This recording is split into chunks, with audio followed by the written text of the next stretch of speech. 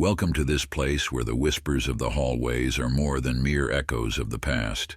In this hospital, the walls harbor dark secrets, where sighs still echo in the corridors and shadows hide disturbing stories that should never be revealed. And now, without further delay, we begin. Story 1. Pablo Lenderman, the dark-haired one. Buenos Aires, Argentina. My name is Pablo, and my time as a nurse in that hospital turned into an unimaginable nightmare. My mother's fragile health dragged us to a small city, but even its clean air could not dispel the darkness lurking in the hospital. The ancient structure with its twisted shadows seemed to harbor ancient secrets and indescribable horrors. My colleagues, although they seemed kind and compassionate, radiated an aura of unease and nervousness. Raoul, my closest friend at work, constantly warned me to ignore the danger signs, focusing our attention on the patients and diverting our gaze from what lurked in the shadows. One night, close to midnight, a heart-wrenching scream echoed from the kitchen, reverberating through the hospital corridors. We ran towards the sound, only to find Laura, a nurse, lying on the floor, trembling with fear and mumbling incoherent words. Her eyes, filled with terror, pointed to an invisible specter, a dark presence lurking among the shadows. She only said, "It's him, it's him." Although I tried to inquire about what had happened, my colleagues remained silent, their eyes filled with fear, revealing the truth hidden behind the veil of night. An indescribable terror took hold of me, as I realized that something sinister and evil was hiding in the darkest corners of the hospital, waiting for its moment to manifest and unleash chaos upon us. One morning, while exploring the storage room for missing supplies, an unsettling presence made itself felt.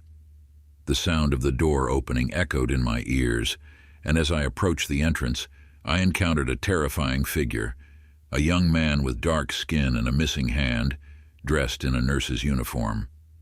My words choked in my throat as I faced him with a penetrating and unresponsive stare. The sinister presence vanished as quickly as it had appeared, leaving me confused and terrified. When I shared my encounter with my colleagues, their reaction was of pure horror. Among nervous murmurs, they revealed the story of Alberto, a marginalized and discriminated nurse at the hospital decades ago. His tragic fate and his supernatural presence now haunted the corridors, reminding us that death had a face and a name. The advice of my colleagues echoed in my mind like a chilling echo. Do not interact with Alberto, do not invoke his wrath, and never look him in the eyes. The darkness of the past mixed with the present, and the shadow of Alberto loomed over us, reminding us that in the hospital, horror was more than just a legend. That tale chilled my blood, unable to assimilate what I had heard. Since then, the presence of Alberto became omnipresent, his dark eyes lurking in every shadow. One night I saw him by a bed, watching a patient intensely, filling me with paralyzing fear. I barely managed to utter a few words, begging him to go away, but his penetrating gaze only foreboded misfortune. The patient died that same night. The next day, death claimed another patient. The father of Laura, my colleague who had seen Alberto one night, had died. The aura of doom surrounding Alberto became more tangible, linking his appearances with the tragic events. Fear overtook me, worrying for my mother after having faced the supernatural presence. When I returned home, my mother told me she felt very well in that new place, but her laughter could not dispel the unease of a nightmare she had. Her story about the dark-haired young man at the foot of her bed, dressed as a nurse, echoed my own experience. With a heavy heart, we understood that fleeing was our only option. We moved, leaving behind Alberto's dark legacy, but his presence continued to haunt us in every shadow, reminding us that death is never far away. Story 2. Juan Camardano, the Strange Man, Medellín, Colombia. My name is Juan, and I have been a nurse for 2 decades. What I am about to tell you happened about 13 years ago at the same hospital where I still work alongside my colleague Alberto. One early Saturday morning, we received an emergency call that would lead us to an experience that would forever change our lives. Upon arriving at the hospital, we were met with two accident victims, a child and an adult woman. Although receiving accident victims was common for us, this night would be different.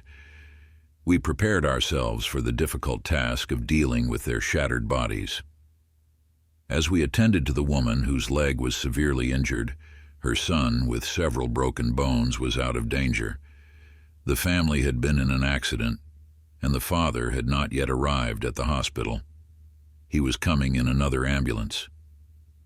The accident occurred after their car flipped into a canal while trying to dodge a truck.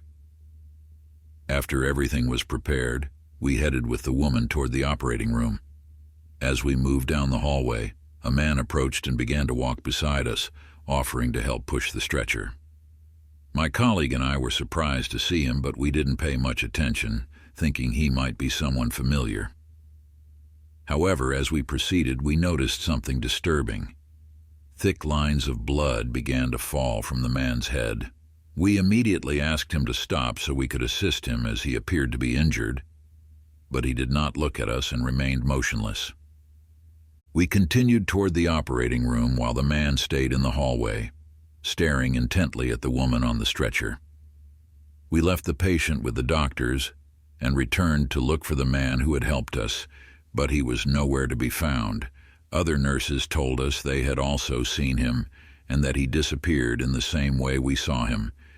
We were confused and scared by what had just happened. The inexplicable presence of the man with his bleeding head and mysterious disappearance left us bewildered. When we heard another emergency call, we rushed to the entrance door, but upon arrival, the paramedics stopped us to inform us that the patient was the father of the family from the earlier accident, and unfortunately he had died on the way. I felt a deep sadness for him, and as was my custom, I wanted to offer a prayer in his honor. However, as I approached the stretcher, I experienced a chill of terror that ran through my entire body. My colleagues also came closer upon seeing my expression of horror, and together we witnessed a terrifying sight. The deceased father was the same man we had seen near the stretchers minutes before, with his head shattered and lifeless. I had never before experienced such a disturbing event, especially not in my workplace. From that day on, my life changed radically. I can no longer sleep peacefully, tormented by the vision of injured and bloodied people who seem to wander aimlessly through the hospital corridors. Although it may sound incredible, sometimes reality surpasses all logic and confronts us with experiences that defy our understanding. Now every time an emergency call rings, I feel a shiver down my spine, fearing the worst for the victims of new accidents. Story 3. Ivan Maturano. The Strange Blonde Locks, Montevideo, Uruguay. I begin this story with a feeling of fear that still shakes me when I remember it. I had never faced a situation like this before, and although many say there is always a first time, I never expected to encounter something like this. My name is Ivan. I was 28 years old at the time and had just started working in the morgue. I had worked in other hospitals before and was used to dealing with bodies, but I had never experienced something like what I was about to live through. From the first days, my colleagues warned me about the strange things that often happened there. They told me it was common for surgical instruments, various objects, and even furniture to move on their own. The night was especially unsettling for them, so much so that no one wanted to work during that shift. There was a guy who did it once, but he quit the next day. However, something was evident to everyone, a palpable fact that occurred regularly. In the morgue, long strands of blonde hair always appeared scattered on the floor. On one occasion, my boss called me during a Saturday night. There had been an accident, and the employee who was supposed to work that night was sick. Despite not wanting to go, I accepted the responsibility. Upon arriving, I was met with a horrific sight. Several bodies on a cold table, something not unfamiliar to me. We finished the work around 3 in the morning, and after sharing some talk and a cup of coffee, the doctor went to shower, leaving me alone in the room. While I was completing some clinical forms, I noticed a blonde hair on the desk. Although they were the usual ones, it seemed strange to me since we had collected them that morning and they usually appeared in our absence. Soon I found more hairs both on the desk and on the floor, and decided to follow the trail that led me to one of the tables where one of the bodies lay. Upon removing the sheets, I found 3 strands on the corpse. I looked around, but there was no one else in the room. It was impossible for those hairs to appear out of nowhere. Although I wasn't too scared, I was intensely curious to discover their origin and determine if they really came from a spirit. I decided to do something I would regret for the rest of my life, something that still causes me deep trauma to this day. With a firm voice, I asked the spirit to manifest, to appear and move some furniture, make some noise or something, but nothing happened. After a few seconds, I looked around the room, but everything remained the same. When I lowered my gaze and looked again at the body lying on the table, I began to tremble with fear. There were other hairs on the sheet, hairs that seconds before were not there. Frightened, I took a few steps back and looked around, but I couldn't see anyone. Suddenly, I noticed something that wasn't there before, something that made me shudder with fright, something that led me to the answer to my questions. There was one of those long blonde hairs on my shoulder. Then I understood. Slowly, I raised my gaze, trembling with horror, as if I already knew what I would see. And there, hanging over one of the lamps, right above the table with the body, was a girl, holding onto it. She had a pale face, completely disfigured, and her skeletal body was uncovered by her dirty dress. She looked at me, put one of her hands on her head and pulled out some long hairs. She ran it between her fingers for a few seconds, and then, showing it to me, she let it fall on the body, showing me the most diabolical smile I had ever seen in my life. The last thing I have in mind is the moment the doctor woke me up. It seems I had fainted from fright. I suppose you can imagine the rest of the story. That same morning, to the astonished gaze of everyone, I handed in my resignation. Despite their questions, I never revealed the true reason. I believed it was better for them to find out themselves. For now, and until this moment, I think I am the only one who knows the origin of those hairs. It terrifies me to think that each person who enters that morgue, completely unaware of what moves over their heads, encounters the girl from the morgue. Story 4. Sergio Menendez. The Faceless Woman, Guadalajara, Mexico. My name is Sergio, and I have spent many years of my life serving as a paramedic. Throughout my career, I have lived through numerous shocking experiences, but none like the one I am about to relate. Something so unexpected and disconcerting that it defies all logic and seems to come from another world.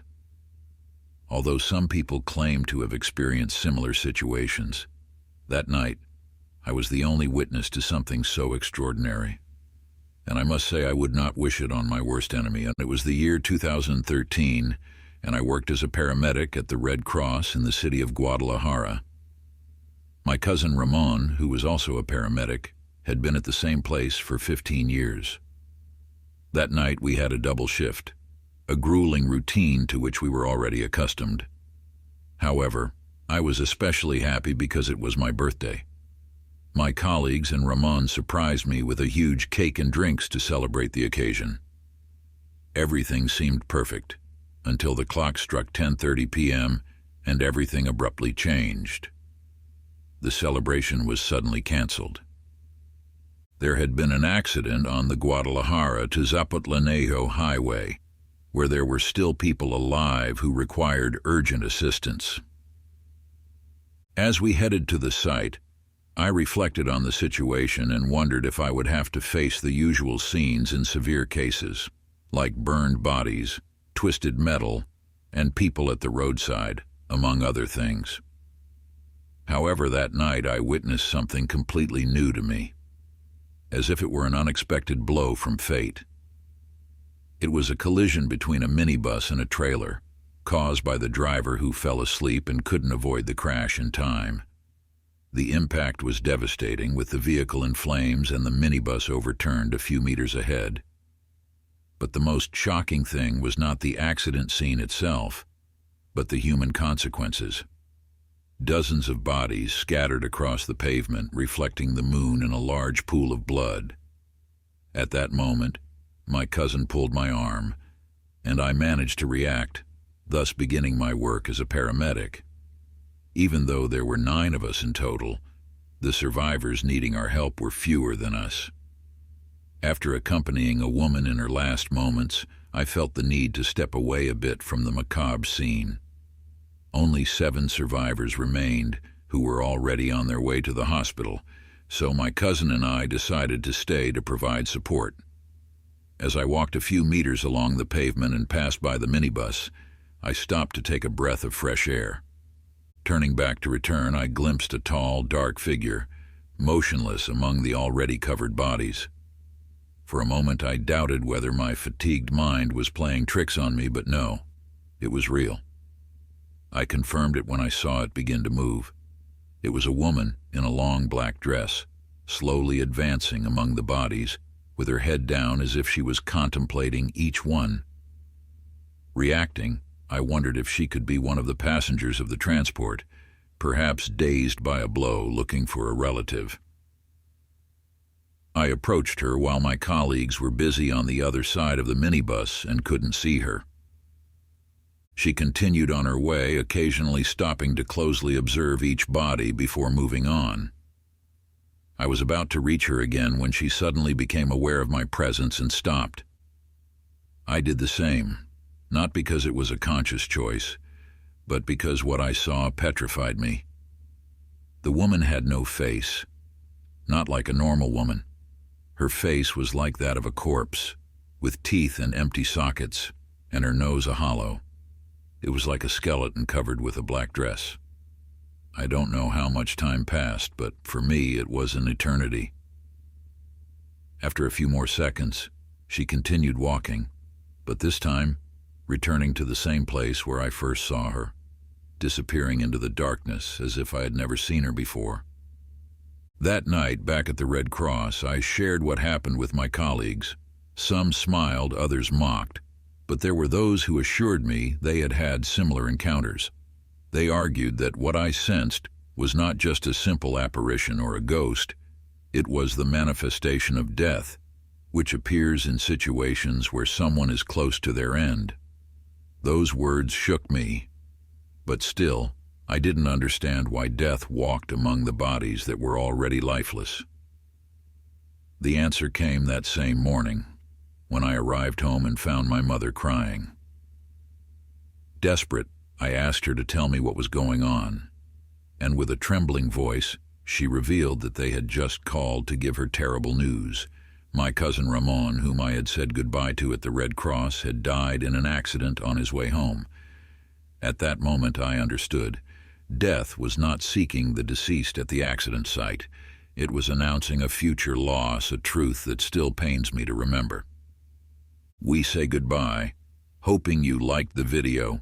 If so, give us a like, subscribe, and activate the bell to receive all our notifications.